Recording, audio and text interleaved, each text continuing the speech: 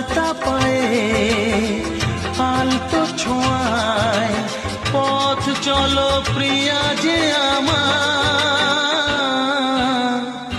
অনেক দেখেছি তবু তোমারও মুখখানি স্বাদ হয় দেখি গো আবার।